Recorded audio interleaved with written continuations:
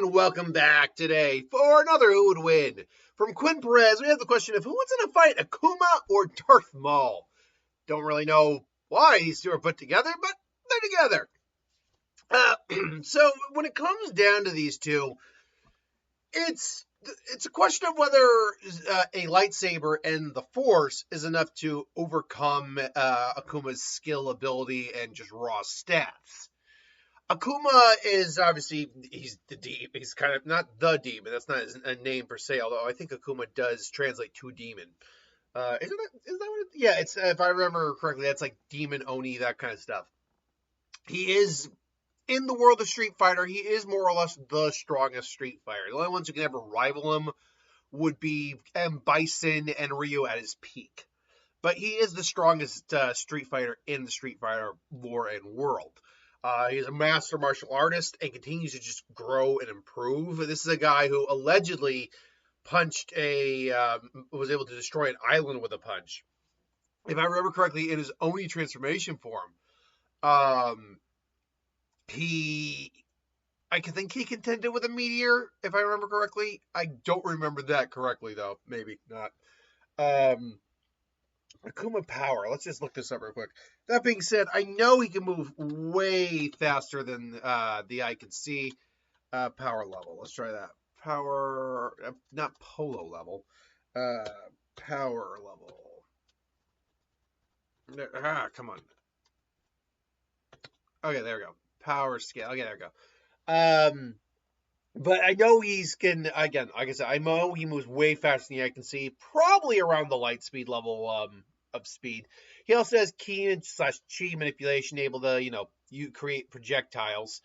In terms of his actual strength, most scaling I seem to find here has him around island level, which is still insane. Speed puts him at the hypersonic massive hypersonic, which means he probably gets towards the relativistic side of the field.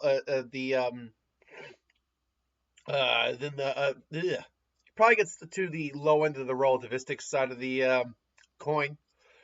But I mean, other than that, he's actually far more intelligent than he looks. He is a combat genius. And then if you go into Oni Akuma, then you're just amping up the level of power that your John just have on display in this weird blue Super Saiyan like ogre troll looking for. It is in the games. It looks a little troll like, if we're gonna be honest.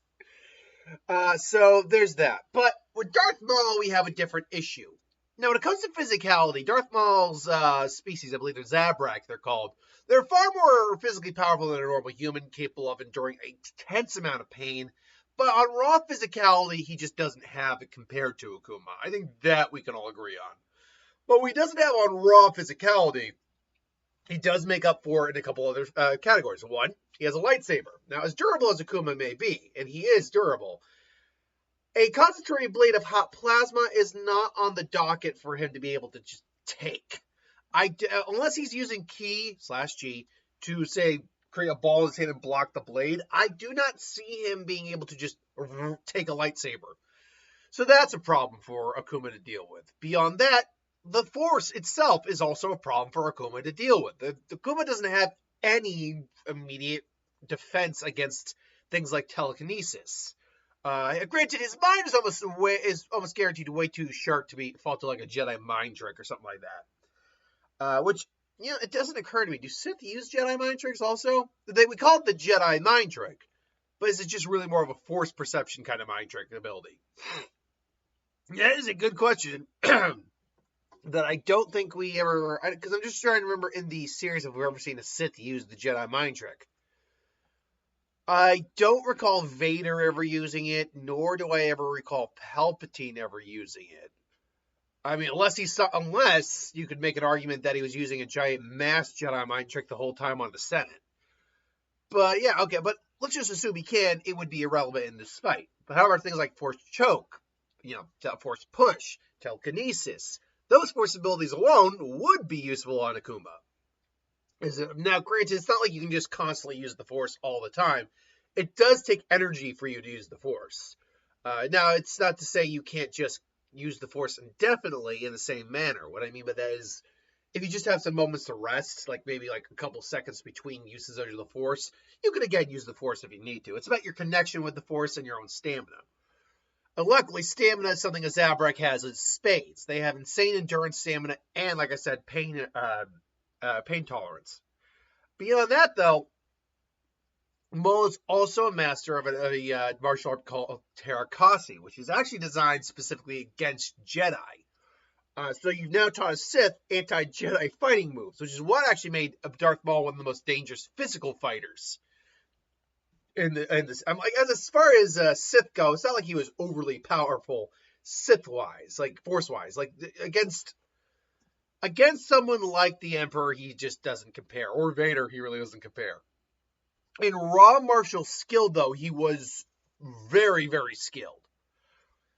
And of course, there are other Force abilities as well he can do. I'm sure he can use Shatterpoint. I'm sure that he can also boost himself with the Force to amp himself with physical strength and speed and the reflexes. He does have a little level of precognition thanks to the Force. So, the question comes down to, if these two squared off, who do I think would win?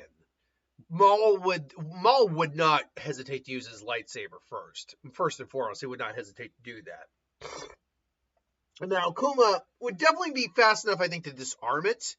But keep in mind, we are talking about someone speed-wise who now has usually what we see in the lore, light speed, level relativistic, true relativistic reflexes with his lightsaber, piloting, all that. Most Jedi and Sith have relativistic reflexes. They do actually react on a light speed level tier. Whereas Akuma, from what I can find, is really only labeled at like high hypersonic, maybe low relativistic.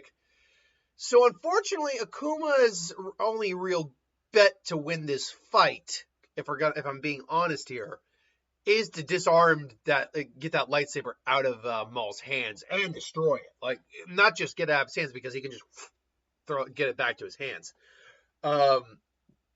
So, yeah, because if Maul's got the better reflexes, then all he's got to do is just get one firm slice and Akuma's screwed. Even with using Chi to create like an energy attack to offset the attack, it wouldn't matter. But let's play out this hypothetical a little bit more. Let's say Akuma is able to avoid the first strike and maybe disarm Maul. Maul goes for his lightsaber. Akuma sees this and then starts just to wail on Maul.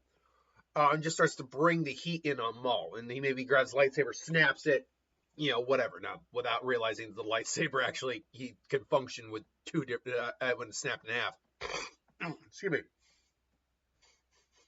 I need to clean the door. I think the dog may have accidentally had an accident on the floor. The floor. A combined dogwood floor. So let's just play this out for a little bit here. Maul now is without his chief weapon, and now Akuma starts to lay into him. Now, skill-wise, because Maul has Terakasi, it's not a complete smackdown when it comes to hand-to-hand, but I do think Akuma is just the more fierce fighter in that sense. He just is a more rounded fighter. Beyond that, Maul, while knowing Terakasi, and actually a master of Terakasi, isn't actually using it all that often. I mean, let me rephrase that. He's not just throwing straight hands 9 times out of 10 when it comes to a fight. So, because he's usually using his lightsaber in combination with those skills. That said, however, he does have the durability and endurance to definitely take hits from Akuma. Obviously, I forgot to mention also the Raging Demon from Akuma, which is his true signature technique. But that still doesn't save Akuma in this fight, because if he starts to get wail on Maul way too much, Maul will just force push him back, then lift him up, and really then at that point he can ragdoll him or just break his neck if he needs to. When it comes down to it, Akuma does not have an answer for the lightsaber unless he breaks the damn thing. And even then, he'd have to actually grab it. He does not have an answer for the lightsaber, really. He just doesn't have an answer to the Force. It does not have an answer to that. So I'd have to go Maul in this fight. If it were without the lightsaber, the fight would be interesting for a little while, but ultimately it just doesn't work in this case.